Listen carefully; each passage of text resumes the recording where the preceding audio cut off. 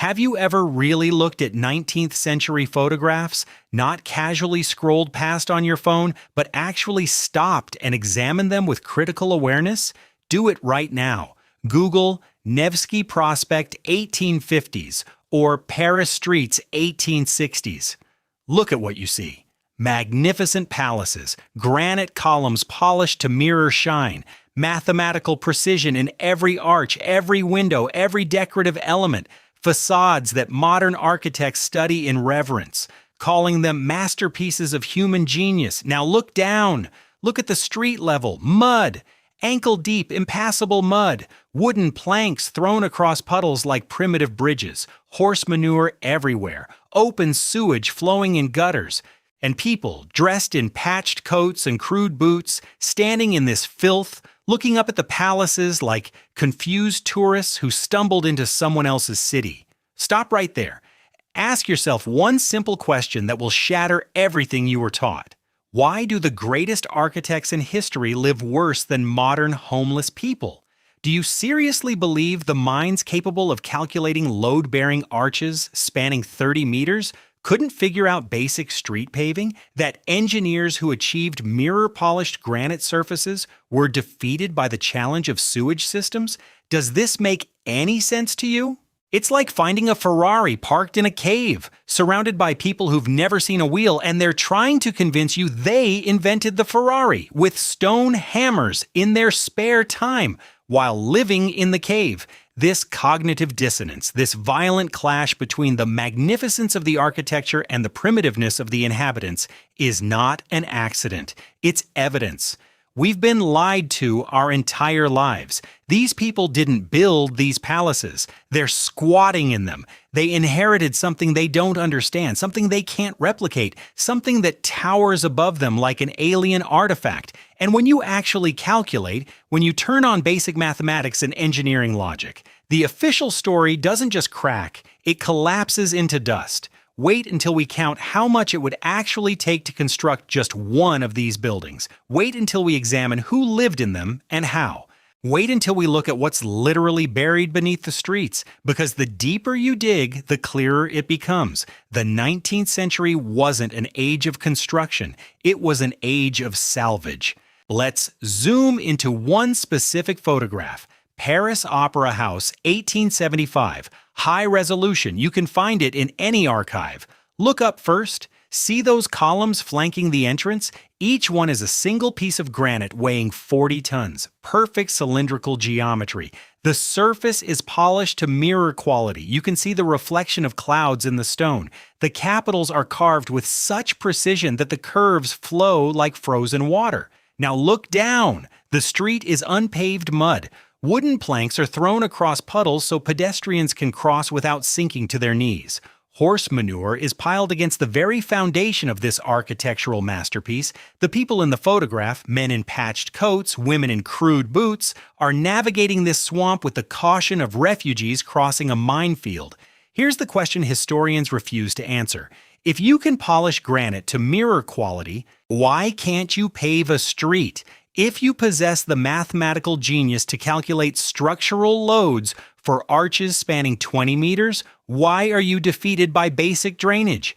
The most interesting part is just beginning. Write in the comments what city you're from, and don't forget to hit like and subscribe. The tension is rising. Who's watching us from where? Drop a like and subscribe to the channel. There's more to come. Mark yourselves in the comments. Which country are you from? Hit that like button and subscribe. The plot thickens. Let's check our geography. Right where you are right now, smash that thumbs up and subscribe. We're just warming up.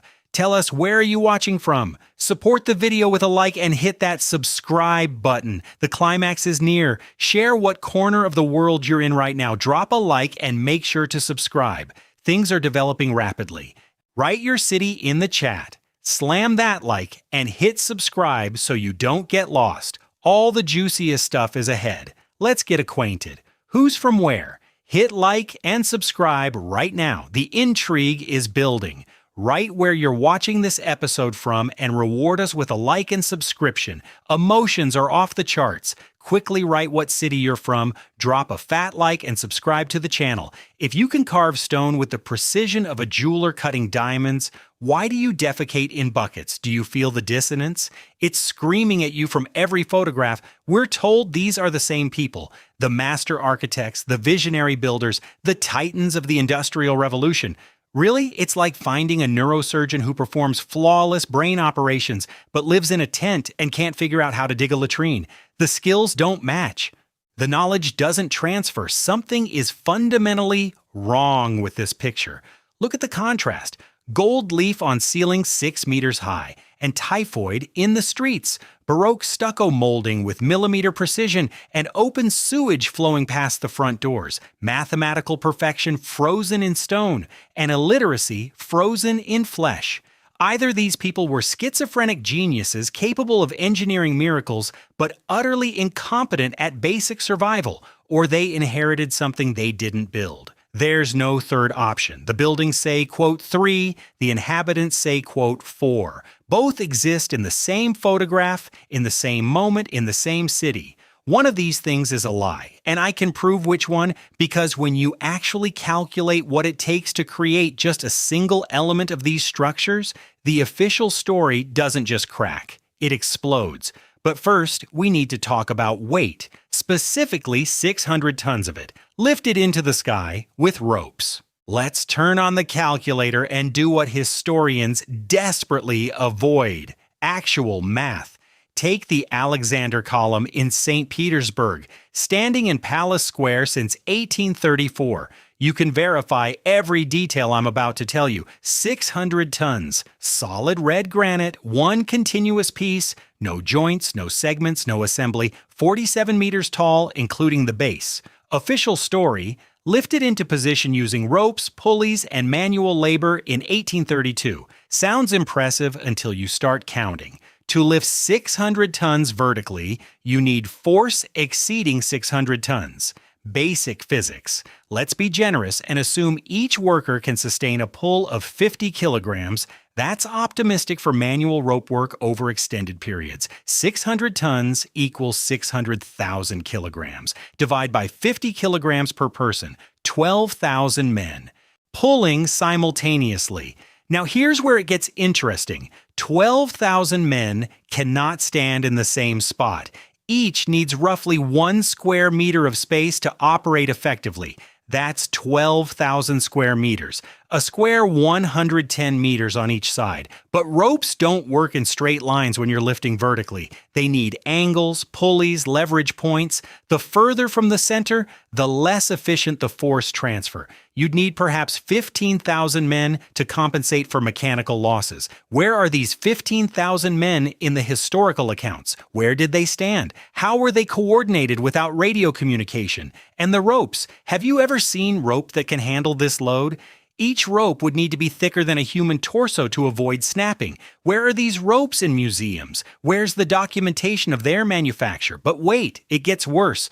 The foundation beneath this column must support 600 tons, concentrated on a base measuring roughly 4 meters in diameter. That's immense pressure per square centimeter. The ground would need geological surveying, soil compression analysis, reinforced foundation engineering. Do you see geological surveying equipment in 1830s museum collections? Do you see soil compression testing apparatus? Zero. Go to any museum of 19th century technology right now, search online. Look at their _quote _5 _ you'll find wooden mallets, iron chisels, hemp rope, hand-operated pulleys. Now imagine cutting a 600-ton granite monolith from bedrock, transporting it hundreds of kilometers, and lifting it 47 meters into the air using that equipment. It's like claiming you performed open-heart surgery with a butter knife, and the patient not only survived but is healthier than ever. Either they had industrial diamond cutting saws, hydraulic lifting systems, materials science we can barely match today, and construction coordination technology that wouldn't exist for another century. Or they found this column already cut and used methods that were then completely lost. There's no middle ground here, the mathematics doesn't allow it. And the Alexander column is just one object in one city. Now multiply this impossibility by every monument, every palace, every cathedral across Europe and America. Thousands of them, all built in the same century, supposedly. The timeline makes even less sense than the engineering. And that's where the story truly falls apart. Shift your gaze from individual objects to the full picture, because the engineering impossibility of one column is nothing compared to what the timeline reveals. The Palace of Versailles. Official history. Construction began 1661 under Louis XIV. Primary work completed by 1710. 50 years of building. Let's count what those 50 years supposedly produced. 700 rooms, 2,153 windows, 67 staircases, 6,000 paintings installed and integrated into the architecture, acres of formal gardens with fully functional hydraulic fountain systems requiring underground aqueducts spanning kilometers. Now let's do the division that historians never perform publicly. 50 years equals 18,250 days. 700 rooms divided by 18,250 days means they completed one room every 26 days. Sounds manageable? Let's define what completing a room means at Versailles. Each room required marble or hand-laid parquet flooring, walls covered in painted frescoes or hand-sewn silk panels, a ceiling painted with multi-figure compositions and gilded plasterwork, hand-blown glass windows fitted to precise measurements, carved wooden doors hung with perfect alignment, and custom furniture crafted to match the specific dimensions of that specific room. Have you ever renovated a single bathroom? How long did that take? Now do it with no power tools, no electric lighting to work after dark. No modern adhesives, no prefabricated elements, no standardized parts. Every piece custom, every measurement hand-calculated, one room every 26 days for 50 years, without pause, without a single missed day. Do you seriously believe this? And here's what makes it truly impossible. The workforce had to simultaneously quarry stone from distant locations, transport it on dirt roads using horse carts, mix mortar by hand, erect scaffolding, train apprentices, and feed themselves. Where did these workers live during construction? Where are the worker settlements in the archaeological record around Versailles? Where are the waste disposal sites for thousands of workers over 50 years? Archaeology has found nothing. No worker villages, no tool caches, no construction debris fields. It's like claiming a city was built without leaving a single footprint in the surrounding soil. Either the construction happened through methods that left zero archaeological trace, which is physically impossible for any large-scale human activity, or these structures existed before the official construction dates and the building projects were actually restoration and occupation events. There's no third option. The ground doesn't lie. But here's what we haven't discussed yet. Remember this number, 1850. The year orphanages exploded across Europe and America simultaneously, processing children by the hundreds of thousands. We'll return to this, and when we do, the scale of what was erased will become impossible to ignore. First, we need to look at what's literally buried beneath our feet. Walk through any historic city center, not as a tourist, as a detective. Look at the ground floor of old buildings. Really look. See those windows half buried, sill at sidewalk level, glass disappearing into the earth, doors that open from street level directly into what should be the second floor, staircases inside that descend to basements with full height ceilings, ornate moldings, and windows that once faced open air. This is not renovation damage. This is not settling. This is global. St. Petersburg, first floors, 2 to 3 meters underground across the entire historic center. Rome, ancient street level sits 6 to 8 meters below modern pavement, and they call it centuries of accumulation. American cities built in the 1800s. Their basement windows are now at sidewalk level. Their first floors are now second floors. Official explanation, cultural layer.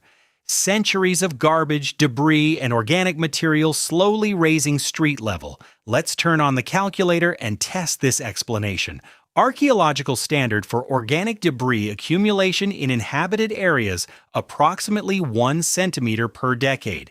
That's the measured, documented rate from excavation sites worldwide. To raise ground level by 3 meters, you need 300 centimeters of accumulation.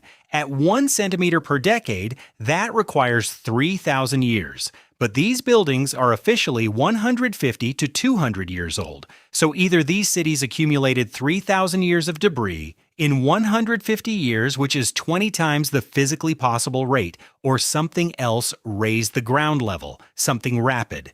Something catastrophic. Who builds windows designed to face open air and then fills in the ground around them? Who designs ornate ground floor reception rooms with 3-meter ceilings, decorative plasterwork, and street-facing windows, and then buries them under 2 meters of earth? Nobody. No architect in history has ever intentionally designed a building with windows facing soil. I know what you're thinking. Earthquakes, subsidence, gradual sinking. Fine.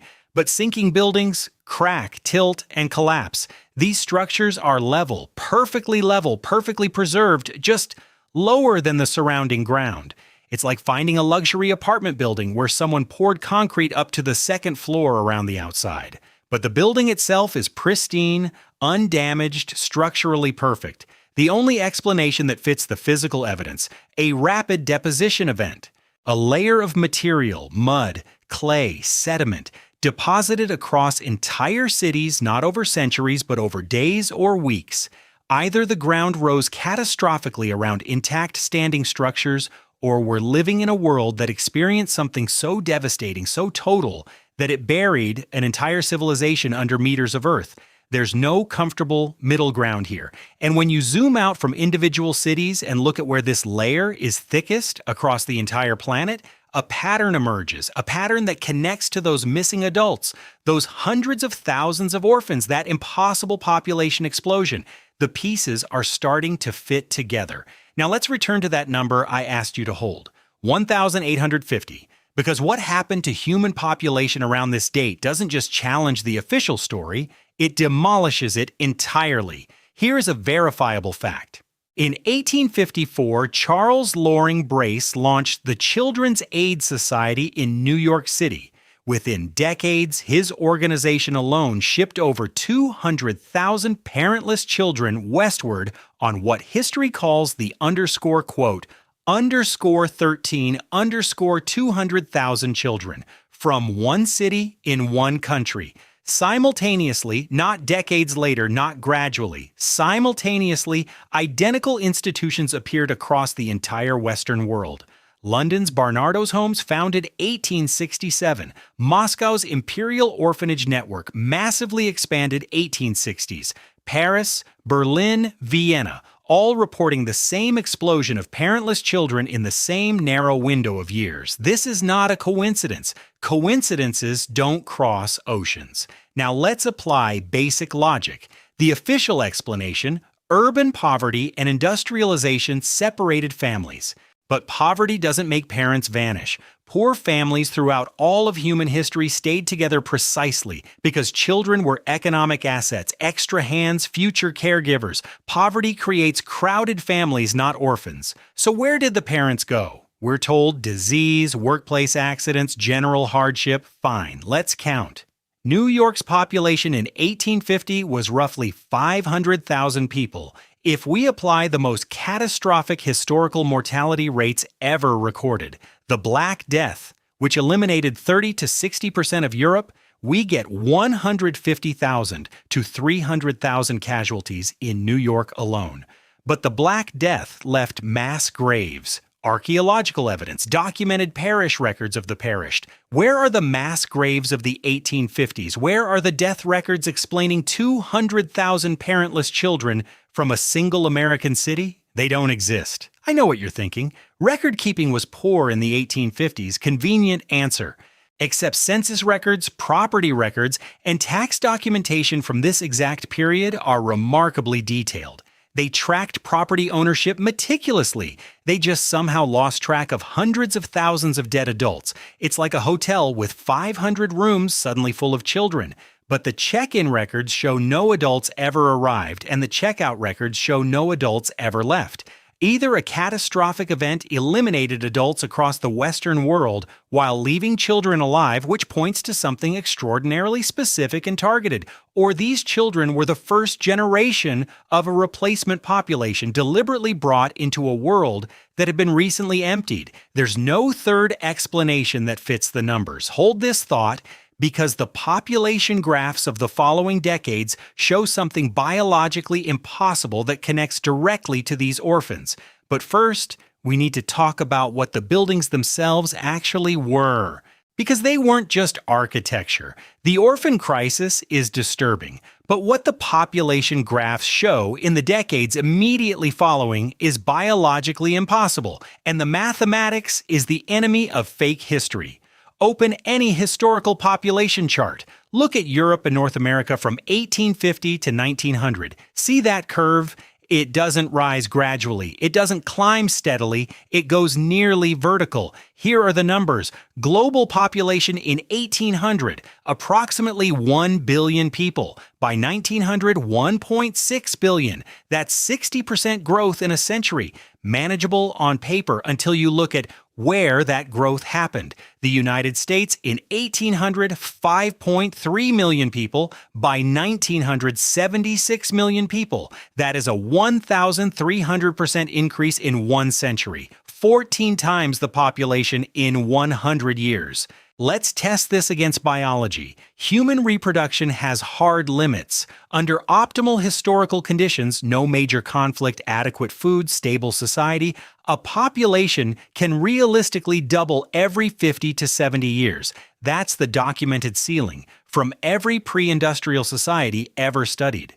To go from 5.3 million to 76 million in 100 years requires doubling roughly every 27 years, continuously without interruption. But this period included the Civil War eliminating 620,000 people, cholera epidemics sweeping cities in 1832, 1849, and 1866, smallpox outbreaks throughout the 1870s, and an orphan crisis of hundreds of thousands of parentless children. How do you achieve maximum biological reproduction during the deadliest decades in American history? You don't. The numbers don't work. No population in human history has ever achieved this growth rate under these conditions. Now try to verify these people existed before 1850. Try to trace your own family tree past that date. Most people hit an absolute wall. Records vanish, names shift, origins become unclear or unknown.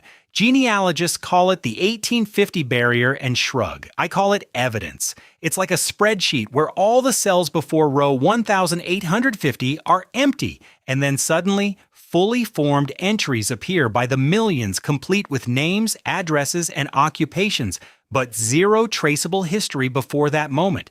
Either American record-keeping before 1850 was so catastrophically incompetent that millions of people left no documentation whatsoever, or those people didn't exist yet, because the population we call 19th century Americans was assembled, not born, organically. There's no comfortable explanation here. The math refuses one. That cold sensation you're feeling right now, that's your logical mind colliding with a truth it was never supposed to reach. And here's where it connects to the buildings. Because those orphans raised in institutions were taught a very specific story about what those magnificent structures around them were. A story that deliberately omitted what those buildings actually did.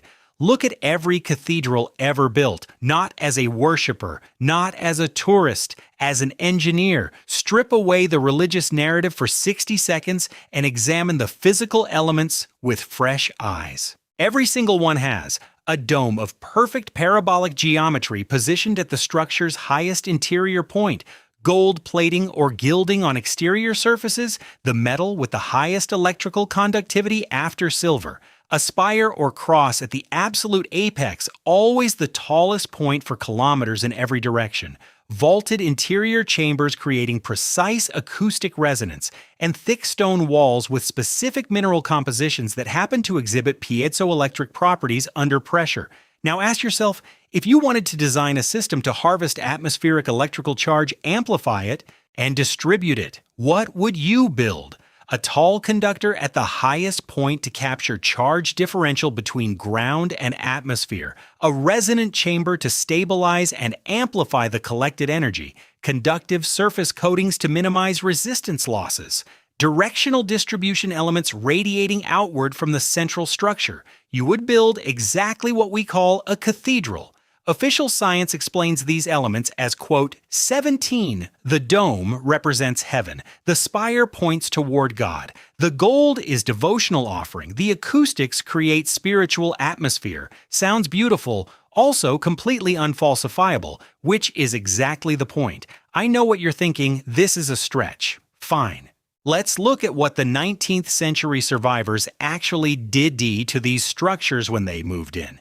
They cut holes through irreplaceable frescoes to install iron stovepipes. Because they couldn't heat the interior and didn't understand the original thermal system, they removed, quote, 18 metal elements from rooftops and sold them as scrap because they needed money and didn't understand the elements were functional. They painted over conductive surface treatments with ordinary paint because they thought it was decoration, not circuitry. It's like finding a sophisticated solar panel array and spray painting it because you think it's an art installation, then wondering why you're cold and in the dark. Where did the 19th century get its electricity?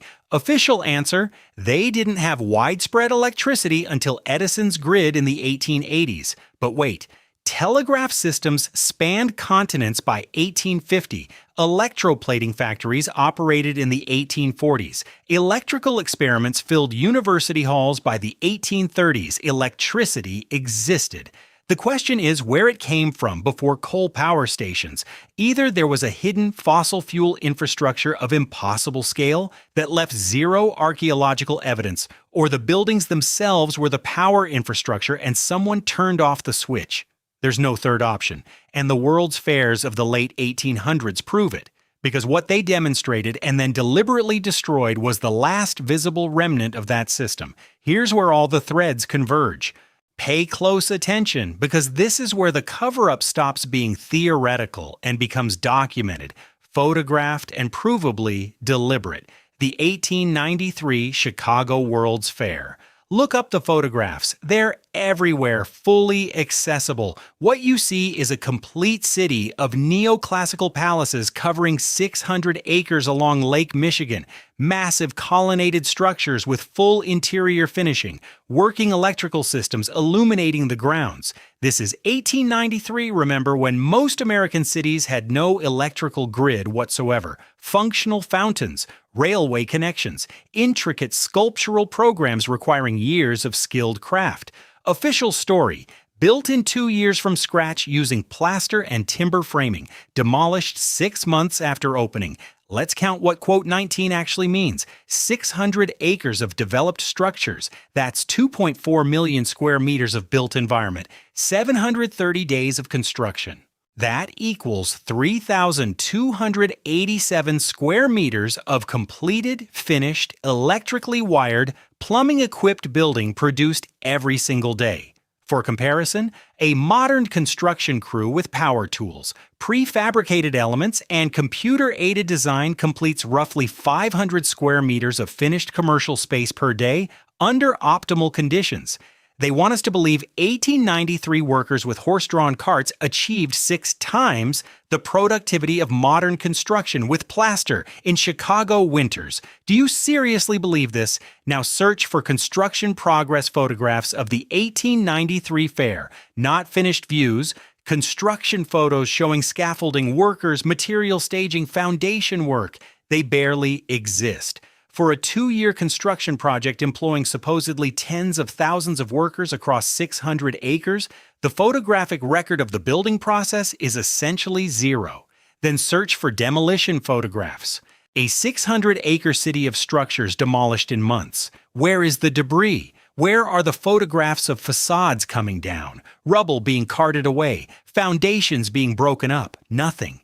It's like a magic trick where a city appears, performs, and vanishes, leaving no trace of either its creation or its destruction. The same pattern repeats precisely. Paris, 1889, St. Louis, 1904, San Francisco, 1915. Enormous architectural complexes, minimal construction documentation, near zero demolition evidence, all officially _quote _20 _. Either every photographer at every World's Fair across 4 countries and 3 decades independently decided construction and demolition weren't worth documenting, or these structures weren't built or demolished.